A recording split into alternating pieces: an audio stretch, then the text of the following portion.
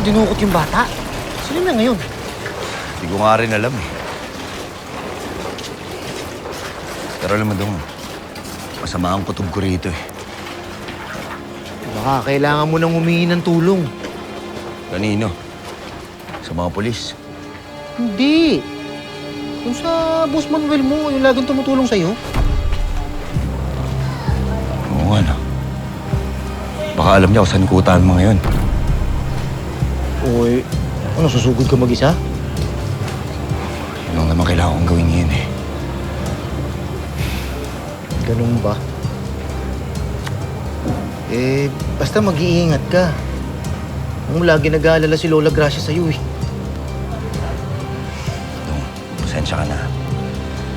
Alam ko naman na ikaw lagi sumasalo sa akin para di malaman Lola Gracia mga pinagagawa ko. Ano ba? Pasensya, okay lang yun, Tul.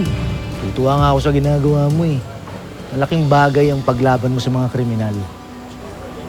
Basta kung kailangan mo ng tulong, magsabi ka lang ha. Salamat. Ako ba, pag kailangan ko ng tulong, magsasabi lang ako sa'yo. Oo naman, ikaw pa ba? Kahit ano pa yan. Kahit ano? Oo. Talaga? Ano ba kailangan mo? Tulungan mo naman ako dito. Ang bigat nito eh. Kanina ko pa hinihila dun mag-isa. Ano mo ito isa? Sige na, ito Tara na. na, para makawin tayo. Sige na.